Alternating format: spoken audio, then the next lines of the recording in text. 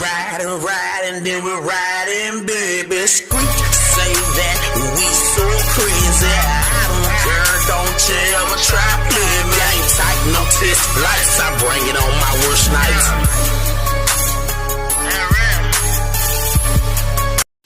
Welcome back to another edition of Clickbait Media. I'm your host, Rob Season, baby. If this is your first time here, please be sure to like, share, subscribe, and hit that notification bell so whenever I post, you will know that I am here.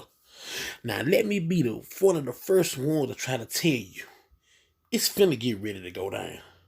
Oh, yeah. I don't know what it's gonna lead out to. Might lead to just this pandemic could be over with, or it could get worse, or it could launch that WW3. Just saying, it's finna get ready to go down. Let's dive into what I think. Anything that I state is only my opinion. Now, you may or may not know, Donald Trump has put a halt on the funds for the World Health Organization. So just in case you've missed out on it, I'm going to let you hear what he had to say. Today I'm instructing my administration to halt funding of the World Health Organization while a review is conducted to assess the World Health Organization's role in severely mismanaging and covering up the spread of the coronavirus.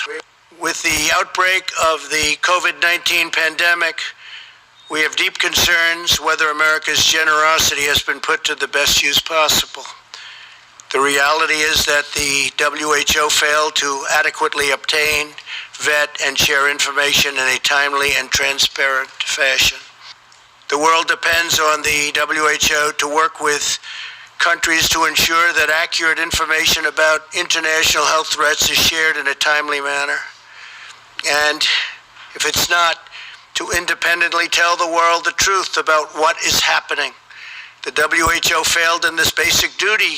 The delays the WHO experienced in declaring a public health emergency cost valuable time, tremendous amounts of time. More time was lost in the delay it took to get a team of international experts in to examine the outbreak, which we wanted to do, which they should have done. The inability of the WHO to obtain virus samples to this date has deprived the scientific community of essential data. Oh yeah. So now, Mr. Fauci is mad because Trump has retweeted the hashtag Fire Fauci, and it's raising some concerns. In fact, it has so much concern that a Democratic senator is to introduce a bill to limit Trump's ability to fire Fauci. Wow, ain't that fucking great? But one thing I can say, Mr. Fauci, it's sure not going to stop this investigation. You think so? Let's see what China has to say about it. Welcome to China in Focus. I'm Tiffany Meyer. A Senate committee is about to investigate the origins of the CCP virus pandemic and the worldwide initial response. At home, why the U.S. national stockpile wasn't better prepared and why medical devices and supplies are manufactured overseas will be investigated. But the focus of the investigation will be China and the WHO. Senator Ron Johnson says getting information sooner would have helped the United States develop an accurate lab test faster. The investigation will examine if the WHO helped cover up the outbreak. This part of the investigation will be led by Senator Rick Scott. Scott said in a recent interview, quote, "We can't trust communist China. We have learned we can't trust the WHO because they lie to us." The Guardian reported on April 12th that British intelligence agencies believe its government must reassess its relationship with China. The report said MI6, MI5, and the Foreign Intelligence Service believe the Chinese Communist Party will continue pushing its one-party model and saying it successfully tackled the pandemic. The agencies are telling the Britain's leaders to think about how to respond and to focus more on investigating China. MI6 reportedly said China has been seriously misreporting the CCP virus numbers. Now to China. Alright, but as of April the 16th, the U.S. explores possibility that the virus started in a Chinese lab and not a marketplace, which China is denying that allegation that the pandemic may have originated in a laboratory near the city of Wuhan. Now, the FBI describes China as a biosecurity risk.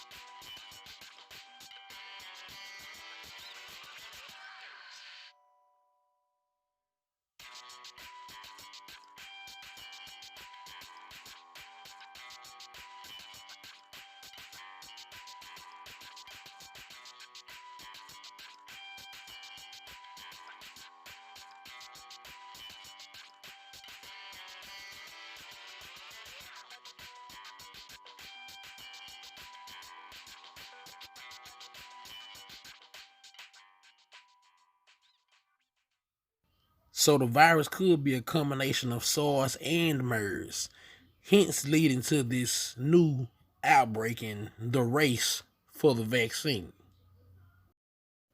On March 16th, PM Live reported that media reports in Germany claimed that the Trump administration offered a large sum of money to CureVac to secure the rights to the vaccine against the new coronavirus pandemic for Americans only. March 17th, CureVac denied the reports that the U.S. sought to lure its scientists to the U.S. Another company, Moderna, said it had dosed the first participants in its phase 1 vaccine trial.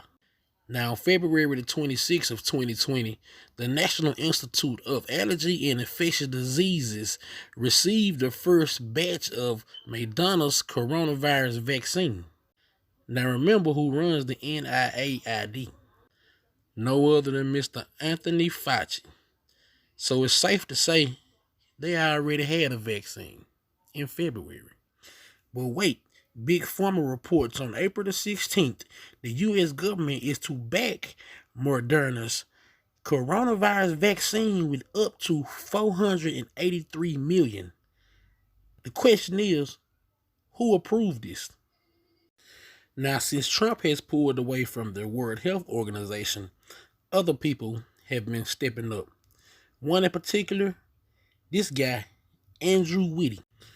Who is Andrew Whitty, you may ask? Well, I'll tell you who he is. Andrew Whitty is a British businessman who was the chief executive of GlaxoSmithKline.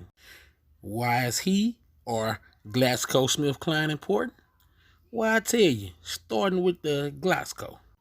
Now, GlaxoSmithKline, or known as GSK, is a British multinational pharmaceutical company headquartered in London, who just happens to also work closely with this guy, which states that the GSK hands over the TB vaccine to the Gates Foundation nonprofit biotech.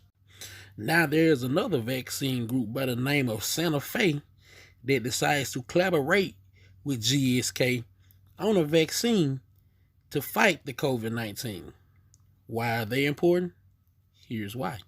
Sanofi has been working with the Bill and Melinda Gates Foundation since October 2015 to explore the technical and regulatory feasibility of micropellet technology for the development of cost-effective novel combination vaccines that are thermostable. Hint at the word novel combination vaccines. Those vaccines will help cure a novel combination virus, meaning you combine different viruses, so you combine different virus vaccines to get the cure.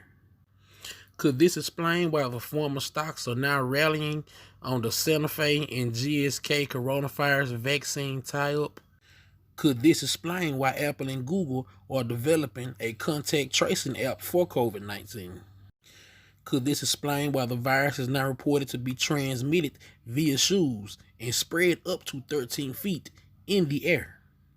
Does it give an explanation for the Pentagon confirming coronavirus accidentally got into chemtrail supply chain? Or how about the fact that 4 tigers and 3 lions at the Bronx Zoo have tested positive for coronavirus? So it's pretty much safe to say, all you cat lovers out there, if your cat start hacking, don't say it's Carabal's. Better quarantine that motherfucker. But here's a few more things to think about. In 2013, The Verge reported the U.S. is creating new viruses and stockpiling the vaccines. Here's a clip of the article. If you need to read it, pause the video. Also, the Insider reported in October 2019 that a laboratory in Germany is producing some of the world's deadly viruses, and the only way to get there would be through a dam which can be closed off at any time in case of an outbreak. Then there's the Berkeley lab, where in May 2012, its scientists reported that they generate electricity from viruses. Wow, that is amazing. And that'll pretty much do it for me. Hit me up in the comment sections and let me know what you think. Until next time, this is Rob Caesar, baby. Clickbait Media. Please be sure to like, share, subscribe, hit that notification bell. And I'm up out of here. Peace.